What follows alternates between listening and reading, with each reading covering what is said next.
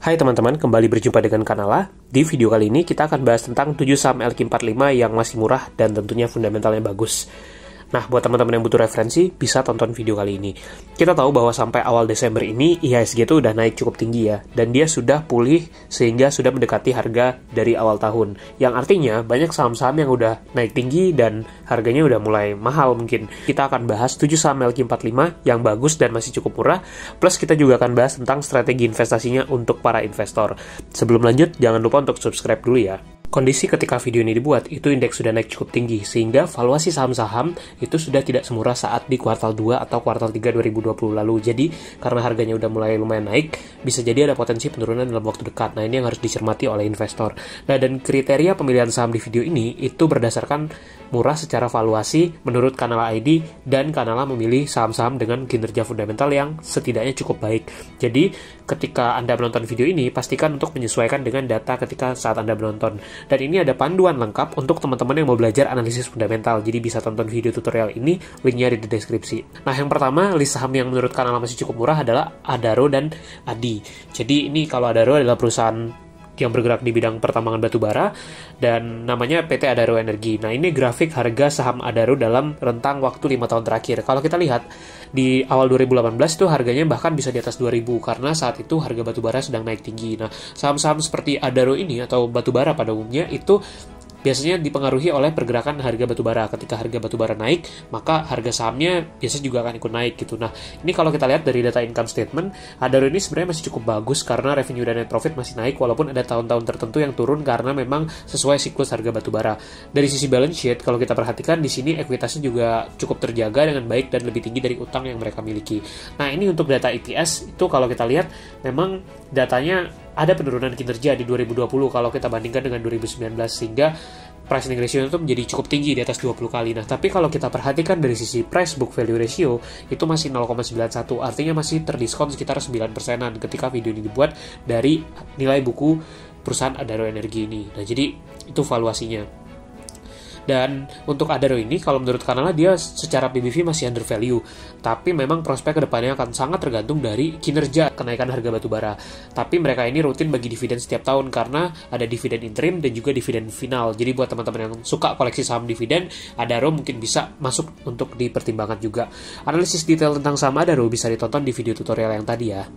Linknya ada di deskripsi. Nah, kalau ADI ini adalah perusahaan yang bergerak di bidang konstruksi. Jadi mereka punya bisnis di bidang industri, konstruksi, properti, energi, dan lainnya. Nah, ini grafik harga saham untuk ADI itu sudah naik cukup tinggi di Desember ini, bahkan sudah melewati harga ketika awal tahun. Jadi dia sudah pulih harganya dan itu udah naik cukup tinggi. Jadi mungkin harus dicermati juga tuh kalau misalkan ada penurunan nantinya. Nah, ini grafik dari net income dan juga dari balance sheet-nya Adi Karya ini. Kalau kita lihat memang tingkat utangnya cukup tinggi ya, karena rata-rata perusahaan konstruksi memang biasanya utangnya tinggi gitu dan memang net profit margin juga tidak terlalu tinggi. Nah, ini datanya kalau kita perhatikan EPS-nya tuh anjlok banget di 2020, tapi ketika kondisi normal misalnya seperti 2018 atau 2019 itu EPS-nya bisa di atas 100 gitu. Dan saat ini valuasinya kalau kita lihat dari PBV itu sekitar 0,81, artinya terdiskon hampir 20% lah dari nilai bukunya. Nah, ini yang menyebabkan Kanala memasukkan list ADI ini di dalam list di video kali ini. Yang kedua ada saham BBNI dan BBTN. Nah, ini untuk teman-teman yang suka koleksi saham bank misalnya. Nah, BBTN ini harganya itu dalam 3 tahun terakhir sebenarnya berada dalam historis yang cukup murah gitu kalau kita lihat di sini ya. Walaupun dari data EPS itu 2018 ke 2019 tuh anjlok dalam sekali karena mengalami kerugian mereka, tapi 2020 sudah pulih walaupun juga masih belum maksimal karena terdampak juga dari pandemi Covid kan. Nah, ini untuk valuasinya kalau kita lihat dari PBV itu 1,03, jadi sudah di atas 1 sebenarnya, tapi mungkin peluangnya akan muncul kalau harga saham ini turun kembali. Tapi dibanding bank-bank yang lain dia masih di PBV 1 gitu. Nah, untuk BNI juga kalau kita lihat harga secara historis itu bahkan pernah di 10 ribuan per lembar sahamnya. Sekarang masih di 6.600-an. Artinya kalau bisa kembali ke harga 10 ribuan, ada potensi capital gain yang cukup besar untuk investor sebenarnya. Nah, ini kalau kita lihat data EPS-nya memang 2020 itu turun banget karena dia banyak restrukturisasi, harus menyiapkan CKPN. Jadi memang laba BNI itu turun cukup dalam di tahun ini. Tapi kalau suatu saat kembali ke kondisi normal misalkan seperti 2019, maka valuasi di hari ini tuh menjadi cukup murah sebenarnya. Dan kalau kita lihat dari PBV di angka 1,1, jadi sudah di atas 1, tapi untuk bank besar seperti BNI mungkin cukup wajar ya, dan apalagi kalau sahamnya nanti mungkin turun lagi, itu justru ada peluang buat investor untuk koleksi sebenarnya. Walaupun dari pricing ratio ya cukup tinggi ya, karena tadi laba bersihnya turun gitu. Nah, untuk lihat analisis detail dua saham ini bisa nonton video tutorial yang ini nih. Linknya juga ada di deskripsi, teman-teman bisa tonton di sana. Yang ketiga ada saham Sri Rejeki Isman dengan kode saham SRIL. Nah, kalau ini adalah perusahaan yang bergerak di bidang industri tekstil. Untuk SRIL ini, mereka itu orientasinya memang pasar ekspor. Jadi, mereka banyak ekspor ke luar negeri untuk produk-produknya seperti benang, seperti garment, finishing, dan lainnya juga. Nah, ini untuk pergerakan harga SRIL dalam 3 tahun terakhir. Secara historis pun harganya itu sebenarnya turun cukup dalam kalau kita bandingkan dengan seperti misalkan di tahun 2018. Dan kalau teman-teman perhatikan pricing ratio-nya itu sekitar 3 kali. Jadi termasuk salah satu saham LQ45 yang termurah kalau SRIL ini. Nah, ini untuk data net profit dan juga balance sheet-nya teman-teman bisa perhatikan dari revenue, dari net income. Memang marginnya juga cukup tipis ya kalau kita perhatikan di sini. Dengan tingkat utang yang juga di atas ekuitas yang mereka miliki. Nah, ini untuk data EPS, kalau kita bisa lihat, teman-teman juga bisa cek dari data ini, dividennya memang cukup kecil kalau kita lihat payout ratio-nya, jadi tidak terlalu oke sebenarnya untuk dari segi dividen. Tapi memang daya tariknya tadi di price book value ratio-nya yang hanya 0,5 dan pricing ratio-nya di bawah 4, jadi termasuk salah satu saham yang bisa dikategorikan sebagai cukup murah ini. Walaupun tentu kita harus lihat prospek kedepannya seperti apa, dan ini kan juga baru analisis secara umum, jadi teman-teman tentu perlu pelajari bisnisnya lebih detail, perlu memahami laporan keuangannya secara lebih detail lagi, jadi bisa diperhatikan juga untuk SRIL ini. Yang keempat, ada saham ELSA atau Elnusa. Ini adalah perusahaan yang bergerak di bidang oil and gas, dan ini merupakan anak usaha Pertamina.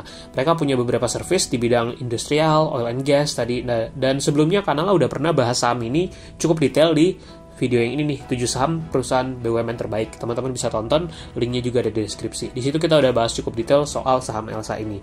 Nah, kalau kita lihat di sini, sebenarnya grafik harga ELSA ini secara historis juga belum kembali ke titik tertingginya gitu. Kalau kita lihat seperti misalkan saat 2018 lalu kalau diperhatikan di sini. Nah, secara pricing ratio memang saham ini udah 10 kali ya. Jadi sudah tidak terlalu murah sebenarnya. Nah, ini untuk grafik revenue dan net profit. Revenue-nya masih naik terus, tapi net profit-nya cenderung tidak terlalu pesat ya peningkatannya di sini, karena net profit marginnya juga cukup tipis gitu. Walaupun kalau kita perhatikan balance sheet-nya juga masih terus bertumbuh di sini, kalau kita lihat asetnya pun masih naik. Nah, ini untuk data EPS 2020 diperkirakan EPS-nya juga masih akan turun, walaupun mungkin kalau nanti kembali lagi seperti 2019 ada kenaikan lagi, itu bisa jadi potensi buat investor sebenarnya. Nah, kalau kita perhatikan dari sisi price book value ratio itu masih 0,72, artinya masih ada sekitar ya hampir 30% lah untuk kembali ke nilai bukunya gitu. Jadi mungkin itu bisa menjadi potensi untuk investor sebenarnya. Tapi memang harus dipelajari juga nih prospek dan bisnisnya ELSA tadi seperti apa. Yang kelima, saham INKP, Indah Kiat Pulp and Paper. Kalau ini perusahaannya bergerak di bidang pulp and paper tentunya. Mereka punya produk-produk seperti kertas warna, kemudian juga alat tulis, dan sebagainya. Nah, ini beberapa brand yang mereka punya dari INKP ini, dan INKP ini beberapa tahun lalu tuh sempat menjadi saham yang multi-bagger luar biasa, karena naik dari harga 1000-an sampai ke 20 ribuan. Tapi kemudian turun, dan sekarang ada di level sekitar 11 ribuan.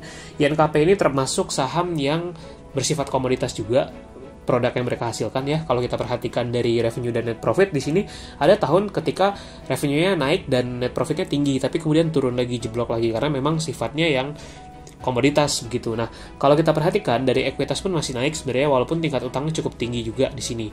Ini untuk data EPS memang naik turun, ada naik, ada turun gitu, dan kalau kita perhatikan payout ratio dividennya juga tidak terlalu tinggi di sini kalau kita lihat. Jadi ini beberapa hal yang bisa dicermati oleh investor.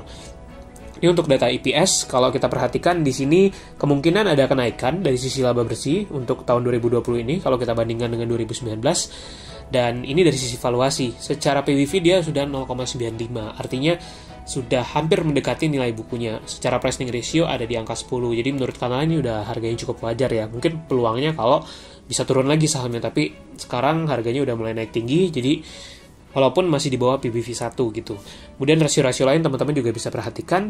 Dan ini untuk saham yang keenam, yaitu UNTR atau United Tractors. Nah, kalau ini adalah perusahaan yang bergerak di bidang mesin konstruksi, kontraktor pertambangan, industri konstruksi, dan juga energi. Jadi ini salah satu perusahaan besar yang dimiliki oleh Astra International. Ini kita lihat komposisi pemegang sahamnya itu 59,5% dipegang oleh PT Astra International dengan sisanya dimiliki oleh publik.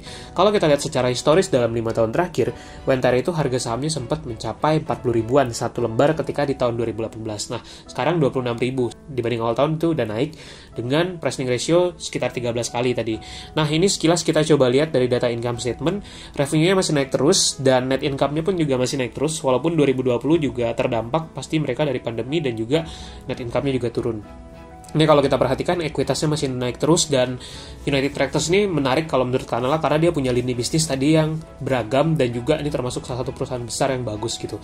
Kalau kita perhatikan EPS-nya pun masih naik terus dari tahun ke tahun dengan jumlah pembayaran dividen yang juga masih terus naik. Payout ratio-nya pun cukup lumayan ya, hampir 40%, jadi masih bagus lah untuk dividennya. Nah, dari sisi valuasi memang PBV-nya udah di atas 1 ya, sudah 1,6, pricing ratio juga udah 13 kali, dan ini juga bisa dicermati oleh investor sebenarnya. Walaupun menurut Kanala masih cukup menarik sih untuk United Tractors ini, apalagi kalau memang prospek bisnis kedepannya menarik ya, karena tadi mereka punya beberapa lini bisnis yang bisa berkontribusi bagus di masa yang akan datang tentunya. Mereka juga bagi dividen cukup rutin, bahkan mereka ada dividen interim, dan sebelumnya Kanala udah pernah bahas cukup detail tentang saham UT ini di video yang tadi ya. Teman-teman bisa tonton, linknya ada di deskripsi. Nah, yang ketujuh ada saham Astra International. Ini tadi masih berkaitan sama UT. Kalau Astra International ini grup bisnis yang raksasa di Indonesia karena mereka punya banyak banget bisnis. Teman-teman bisa lihat di sini, dan sebelumnya Kanala juga udah pernah review saham ini di video 7 saham terbaik nabung saham modal 1 juta. Linknya ada di deskripsi, teman-teman bisa tonton. Lagi-lagi kalau kita lihat data historis 3 tahun terakhir, harganya Astra itu sempat di 8 ribuan, sementara sekarang masih 5.800 ketika video ini dibuat. Dari sisi pricing ratio sekitar 12 kali, cukup wajar sebenarnya untuk perusahaan blue chip seperti Astra. Dan kalau kita perhatikan ini revenue-nya tinggi ya, bisa di atas 200 triliunan itu. Kemudian kalau kita perhatikan net profit margin-nya juga cukup lumayan lah, walaupun juga belum terlalu tinggi. Dan kalau kita perhatikan balance sheet-nya juga masih cukup bagus, berarti tingkat utangnya terjaga. Walaupun harus diingat di 2020 ini bisnisnya Astra sangat terdampak dari pandemi COVID, dan jangan lupa juga bahwa di tahun ini mereka melakukan penjualan saham Bank Permata, itu yang bisa menahan net profitnya tidak terlalu jatuh. Dan kalau kita lihat di sini EPS-nya diperkirakan sekitar 460-an ya kalau dari data RTI. Nah, untuk valuasi PBV-nya udah 1,52, udah cukup wajar sebenarnya untuk perusahaan blue chip, tapi mungkin kalau misalkan koleksinya long term masih bisa dipertimbangkan lah, dan kita bisa pelajari seperti apa prospek Astra ke depannya. Dari rasio-rasio lain teman-teman juga bisa cek, mereka dividen yield-nya sekitar 3,67%. Ya oke lah, untuk blue chip masih lumayan gitu. Dan kita bisa lihat grafik profitabilitasnya seperti apa, gross margin, net profit margin, dan lainnya. Nah, ini sedikit data tentang histori kebijakan dividen dari Astra International ini. Mereka juga rutin bagi dividen setiap tahun, dan mereka setahun itu bisa 2 kali untuk bagi dividen. Jadi buat yang tertarik dengan saham dividen, Astra ini termasuk memenuhi kriteria. Nah, kalau ditanya pilih United Tractors atau Astra, kalau Kanala lebih prefer United Tractors. Dan prospek Astra ini tuh akan sangat tergantung dari keseluruhan lini bisnis yang mereka punya. Nantinya kedepannya Kanala juga akan bahas lagi kok tentang United Tractors, jadi teman-teman bisa tungguin. Nah, inilah kesimpulan dan strategi yang perlu dilakukan oleh investor. Kita lihat bahwa memang di Desember ini tuh IHSG udah naik banyak, udah hampir ke 6.000 ya, dan harga saham tuh udah naik cukup tinggi sebenarnya. Nah, terus strategi apa nih yang harus dilakukan investor? Kalau menurut Kanala, yang pertama adalah fokus pada fundamental. Jadi kita selalu cari perusahaan dengan fundamental terbaik. Jadi mesti analisis fundamental untuk setiap perusahaan yang mau kita beli. Kemudian yang kedua, perhatikan valuasi, cek apakah masih murah, wajar, atau kemahalan. Kalau kemahalan, kita bisa wait and see, tapi kalau masih murah dan cukup wajar, beli untuk long term itu masih cukup menarik sebenarnya. Dan bisa pakai strategi pembelian mencicil. Selalu siapkan cash untuk berjaga-jaga kalau suatu saat harga saham kembali turun dan kita bisa average down dan koleksi lebih banyak sahamnya. Dan pastinya kita pantau terus kinerja terbaru di 2021 nanti seperti apa. Sekian video kali ini, jangan lupa subscribe, dan kalau ada pertanyaan silahkan komen di bawah.